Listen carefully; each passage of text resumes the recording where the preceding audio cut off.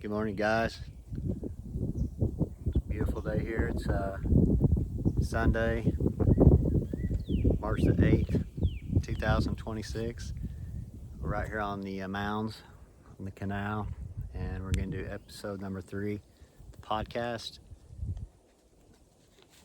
11 Ran 11 podcast. Today we're going to talk about some notes I took.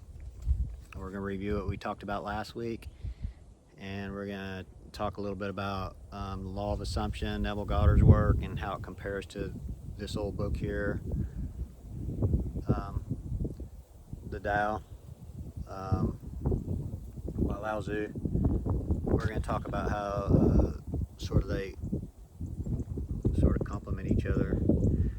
Okay, so this book here, I got it from, not this original one. I got the other ones already wore out, but I got this back in, maybe 1991, roundish, down in there, around that, in Long Beach, California, in a used bookstore I used to go to. That's before there was internet and phones and gadgets, even computers. That wasn't even around back then. And I got this book by Archie Baum. I think it was for 75 cents.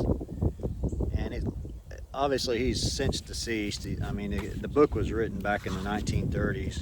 I think it was. Yeah, close up of it. You can see it there.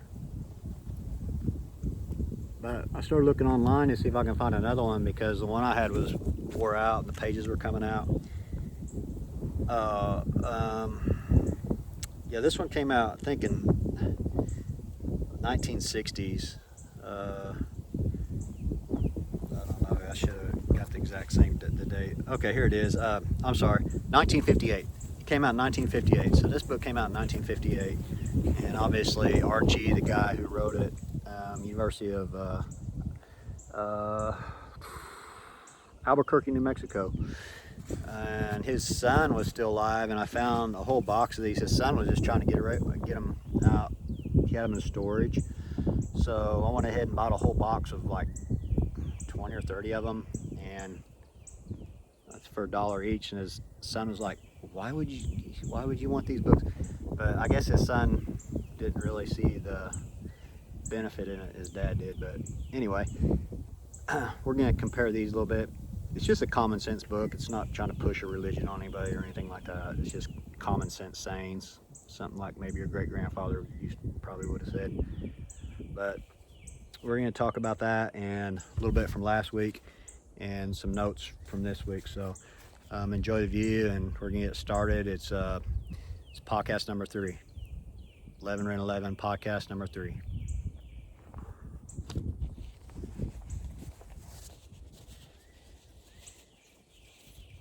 Okay, we're going to start just by, I'm going to go through this whole book.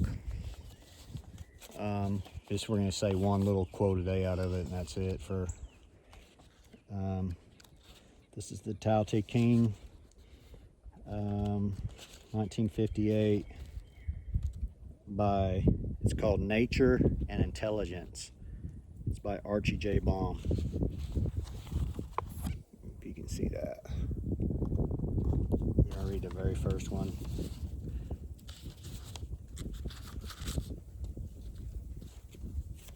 Okay, I guess I'll start with the foreword. It says, the Tao Te Ching speaks for itself far better than anything which may be said about it.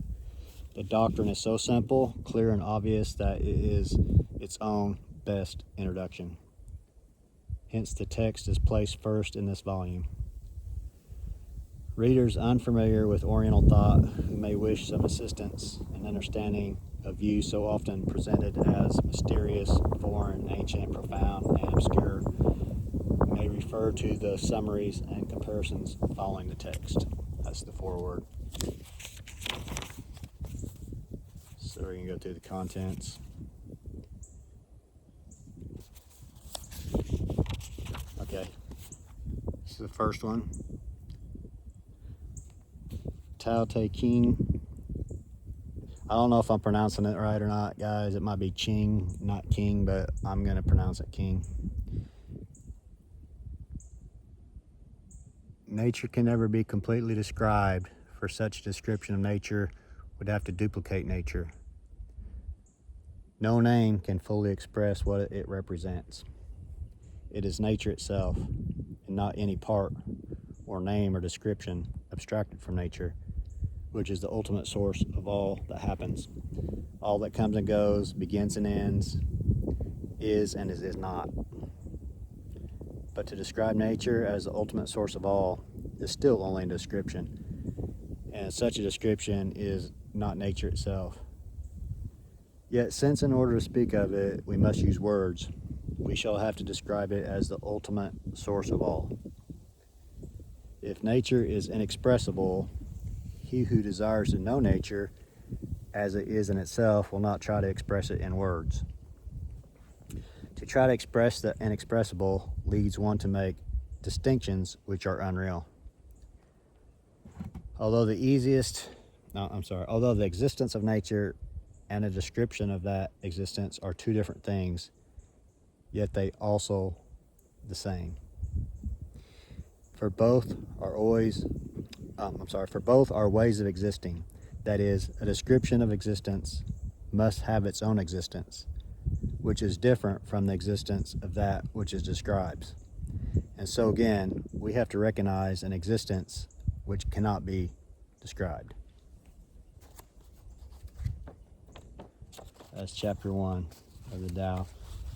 Now we're going to move into what we talked about last week. Just have a quick review of podcast number 2. What we talked about last week was the internal spark, 3 steps. We were talking about how to catch it, rephrase it, and then rephrase it again with the feeling that it's already achieved. Okay, so that's sort of what we talked about last week. Practical methods, how to do that. If you guys didn't watch that, you can go back and watch it. It'll make sense. I hope this wind's not going to be too bad on the audio, but we're out here and looks like there might be some rain moving in on us from the south. The wind's picking up. Maybe it won't rain. Okay, here we go. For today's podcast, we're going to talk about, consider for a moment the sheer volume of thoughts you generate in a day. Scientists and psychologists suggest that thousands of thoughts pass through the human mind every hour. Every thought that you think is true is sent to the subconscious mind. The subconscious mind is the faithful servant that does not question your orders. It does not argue with you. It does not tell you you are being negative or irrational. It simply listens and obeys. If you say internally that life is hard and people are untrustworthy, the subconscious mind accepts this as your instructions for the day, and it will diligently arrange circumstances and encounters that will prove you right. Consider for a moment the sheer volume of thoughts you generate in a day. Scientists and psychologists suggest that thousands of thoughts pass through the human mind every hour. Imagine if each of these thoughts were a brick. By the end of a single day, you have laid enough bricks to build a wall. By the end of a year, you have laid enough bricks to build a fortress. The question you must ask yourself today is, what kind of a house have you built? Is it a palace of wisdom and peace, or is it a prison of resentment and fear? Most of us are living in prisons of our own making. We must realize we carry the architect of design wherever we go. This is because the world is some kind of mirror. It has no power to create. It only has the power to reflect.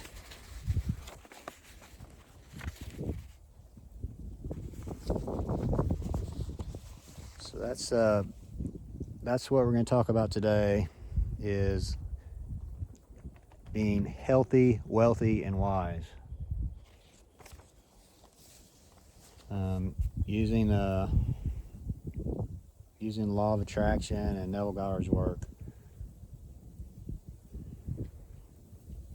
So, to summarize what we just read about,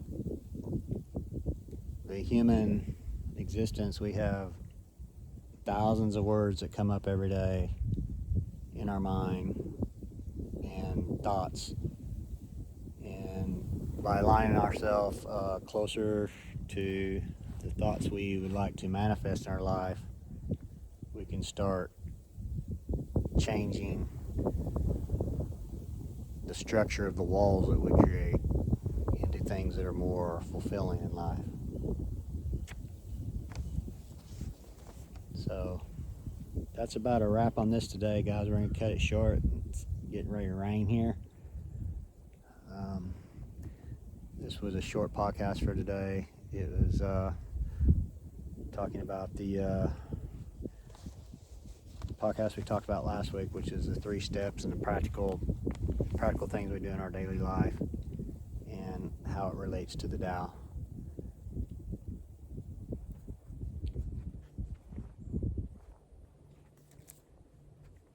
You guys have a great day, and we'll catch you next Sunday.